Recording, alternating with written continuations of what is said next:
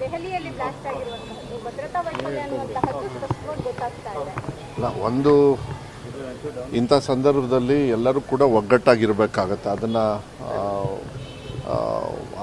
ಅದೊಂದು ಹೇಳೋದ್ರ ಜೊತೆಗೆ ಯಾರ್ಯಾರು ಅದರೊಳಗೆ ಅನಾಹುತದಲ್ಲಿ ಪಾಪ ನಮ್ಮನ್ನು ಅಗಲಿದ್ದಾರೆ ಅವ್ರ ಕುಟುಂಬದವರಿಗೆ ಸಾಂತ್ವನದ ಜೊತೆಗೆ ಅವ್ರಿಗೆ ಶಕ್ತಿ ತುಂಬತಕ್ಕಂಥ ಕೆಲಸವನ್ನೇ ಎಲ್ಲರೂ ಒಟ್ಟಿಗೆ ಮಾಡಬೇಕಾಗ್ತದೆ. ಇಂದೆಲ್ಲ ದುರಂತ ಆಗಬಾರ್ದು. ಇದೆಲ್ಲದೂ ಕೂಡ ಸಮಾಜದಲ್ಲಿ ಭಾಳ ಒಂದು ಭಯ ವಾತಾವರಣ ಸೃಷ್ಟಿ ಆಗ್ತಕ್ಕಂಥದ್ದು ಸ್ವಾಭಾವಿಕವಾಗಿ ಆಗ್ತದೆ.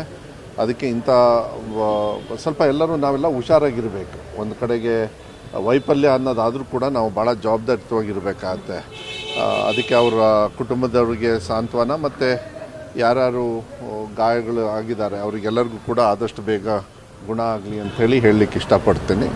ಬಟ್ ಇನ್ನೊಂದು ಕಡೆಗೆ ನೋಡಿ, ಯಾವತ್ತೂ ಕೂಡ ಪುಲ್ವಾಮಾ ಇಲ್ಲಾಂದರೆ ಪಹಲ್ಗಾಮು ಇದೆಲ್ಲ ಆಗಬೇಕಾದ್ರೆ ಇದೆಲ್ಲ ಕಾರಣ ವೈಫಲ್ಯದಿಂದನೇ. ಅದನ್ನು ಏನಾದರೂ ನಾವು ವಿರೋಧ ಪಕ್ಷದಲ್ಲಿದ್ದು ಏನಾದ್ರು ಹೇಳಿದ ತಕ್ಷಣ ಬೇರೆ ರೀತಿ ಅದನ್ನು ಹೇಳಿಬಿಡ್ತಾರೆ. ನ್ಯೂನತೆಗಳು ತಪ್ಪಿತ್ತು ಅಂದರೆ ಕೇಂದ್ರದವ್ರದ್ದಾಗಲಿ ಯಾರದೇ ಆಗಿರಲಿ ಅವರು ಒಪ್ಕೊಳ್ಬೇಕಾಗತ್ತೆ. ಅದನ್ನು ಸರಿಪಡಿಸ್ತಕ್ಕಂಥದ್ದು ವ್ಯವಸ್ಥೆನ ಮಾಡಬೇಕಾಗತ್ತೆ. ಯಾರ್ಯಾರು ಇದಕ್ಕೆ ಕಾರಣಕರ್ತರಾಗಿದ್ದಾರೆ ಅವ್ರಿಗೆ ಆ್ಯಕ್ಷನ್ ತೊಗೊಳ್ಳಿಲ್ಲ ಅಂದರೆ ತಪ್ಪಾಗ್ತದೆ. ಇವತ್ತು ಬಿಹಾರ ಚುನಾವಣೆ ನಡೀತಾ ಇದೆ. ಬಿಹಾರ ಚುನಾವಣೆಗೆ ಏನು ಸಂದೇಶ ಕೊಡ್ತಾ ಇದ್ದೀರಿ?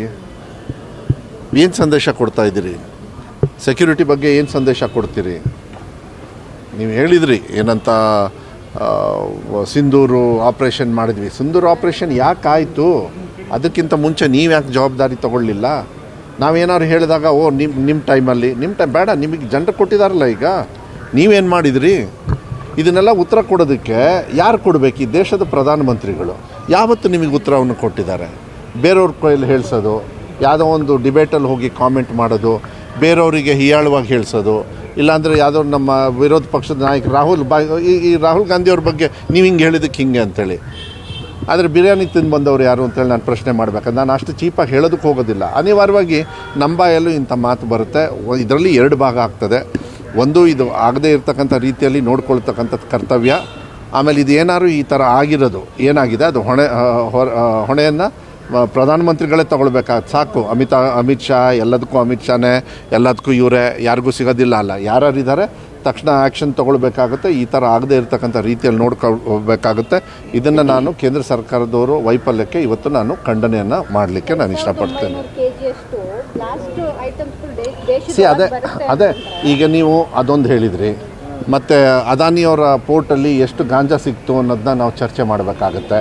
ಇವ್ರೇನು ಮಾಡ್ತಾರೆ, ನಾವು ಬಂದಮೇಲೆ ಏನೂ ಆಗೇ ಇಲ್ಲ ಅಂಥೇಳಿ ಮಾಧ್ಯಮದಲ್ಲಿ ಸುಳ್ಳು ಹೇಳ್ಕೊಂಡು ಹೋಗಿ ಇವತ್ತು ಏನೂ ಆಗದೇ ಇರತಕ್ಕಂಥ ರೀತಿಯಲ್ಲಿ ಜನರಿಗೆ ಮಿಸ್ಗೈಡ್ ಮಾಡ್ತಕ್ಕಂಥದ್ದಲ್ಲ. ಪ್ರಾಕ್ಟಿಕಲಿ ಹೇಳೋಣ ತೊಗೊಳ್ಳಿ.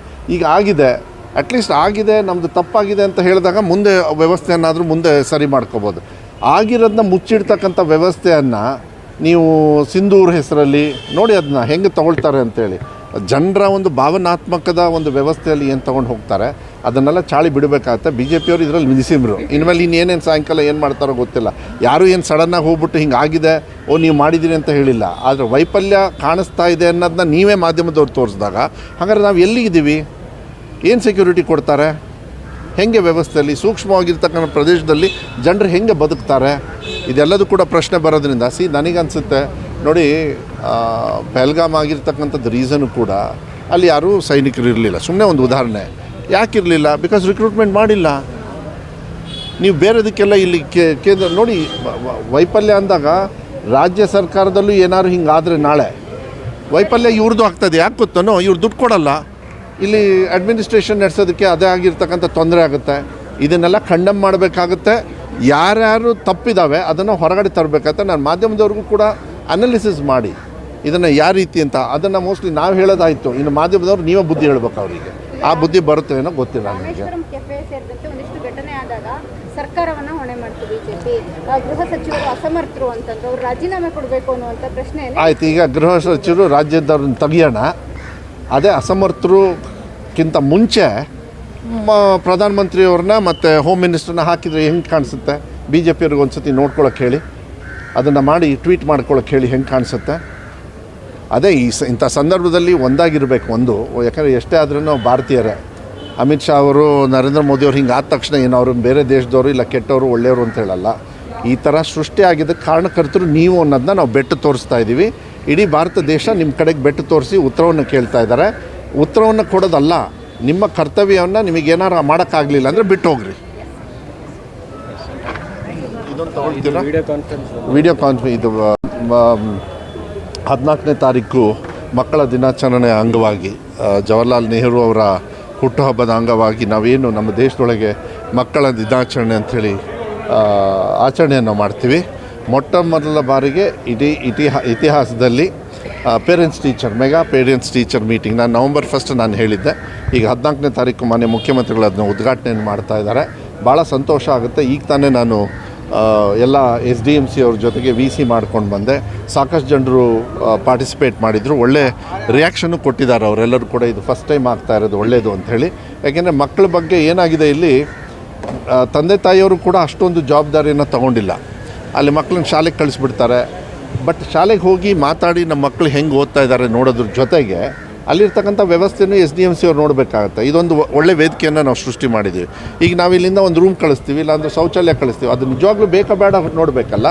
ಅದನ್ನು ವ್ಯವಸ್ಥೆಯನ್ನು ನಮಗೂ ತಿಳುವಳಿಕೆ ಬರ್ತಕ್ಕಂಥದ್ದು ಮತ್ತು ನಮ್ಮ ಅಧಿಕಾರಿಗಳು ಕೂಡ ಒಂದು ಹತೋಟಿಯಲ್ಲಿರ್ತಕ್ಕಂಥ ಒಂದು ವ್ಯವಸ್ಥೆಯನ್ನು ಸೃಷ್ಟಿ ಮಾಡೋದಕ್ಕೆ ತಂದೆ ತಾಯಿಯವ್ರಿಗೂ ಕೂಡ ಅವತ್ತು ಮಿಡ್ ಡೇ ಮೀಲ್ಸ್ ನಾವೇನು ಕೊಡ್ತೀವಿ ಅದ್ರ ಜೊತೆಗೆ ಅವ್ರ ಊಟದ ವ್ಯವಸ್ಥೆ ಜೊತೆಗೆ ನಮ್ಮ ಶಾಲೆಯಲ್ಲಿ ನಮ್ಮ ಮಕ್ಕಳಿಗೆ ಈ ಥರ ಕಾರ್ಯಕ್ರಮ ಕೊಡ್ತಾಯಿದ್ದೀವಿ. LKG UKG ಈ ಥರ, ಪ್ರೈಮರಿ ಸ್ಕೂಲಿಗೆ ಹೈಸ್ಕೂಲಿಗೇನು ಮತ್ತು SSLC ಅವ್ರಿಗೇನು ಏನೇನು ಕಾರ್ಯಕ್ರಮ ಮಾಡ್ತಾಯಿದ್ದೀವಿ.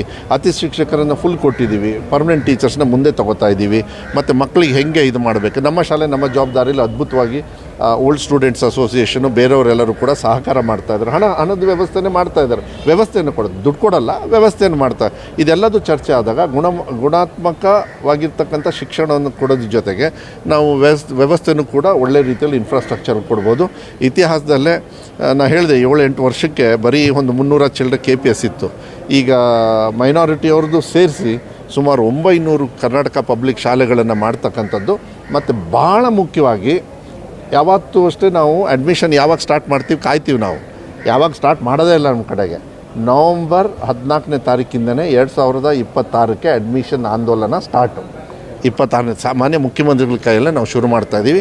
ಅವಾಗ ಹೇಳ್ತಾರೆ ಯಾಕೆ ನಮ್ಮ ಮಕ್ಕಳನ್ನ ಶಾಲೆಗೆ ಸೇರಿಸಿ ಕಂಪ್ಯೂಟರ್ ಹೇಳ್ಕೊಡ್ತೀವಿ, ಮತ್ತು ಒಳ್ಳೆ ರೀತಿಯಲ್ಲಿ ಸ್ಕಿಲ್ ಡೆವಲಪ್ಮೆಂಟ್ ಹೇಳ್ಕೊಡ್ತೀವಿ. ಒಳ್ಳೆ ಶಿಕ್ಷಕರು ಇರ್ತಾರೆ.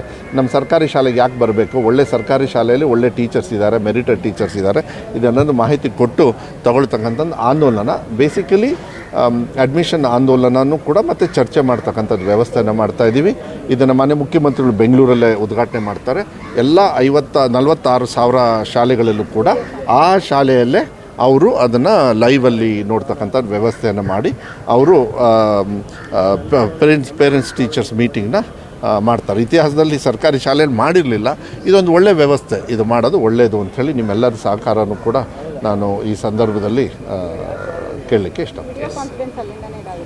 CM ಅವ್ರು ಮಾಡೋದನ್ನ ಎಲ್ಲೆಲ್ಲಿದೆ ಎಲ್ಲ ಕಡೆನೂ ಅಷ್ಟೇ, ಎಲ್ಲ ಕಡೆನೂ ಇದೆ ಕಂಪ್ಯೂಟರ್ ಹೆಚ್ಚು ಕಮ್ಮಿ. ಇನ್ನು ಕಡೆನೂ ಬೇರೆ ಕಡೆನೂ ಕೊಡ್ತಕ್ಕಂಥ ವ್ಯವಸ್ಥೆನ ನಾವೀಗ ಮಾಡ್ತಾಯಿದ್ದೀವಿ. ಮುಂದಿನ ಬಜೆಟ್ಟಿಗೆ ಹೆಚ್ಚು ಕಮ್ಮಿ ಆಲ್ಮೋಸ್ಟ್ ಆಲ್ ದ ಸ್ಕೂಲ್ಸಲ್ಲಿ ಒಂದು ಹಂತಕ್ಕೆ ತರ್ತೀವಿ ಕಂಪ್ಯೂಟರೈಸೇಷನ್. Okay, thank you.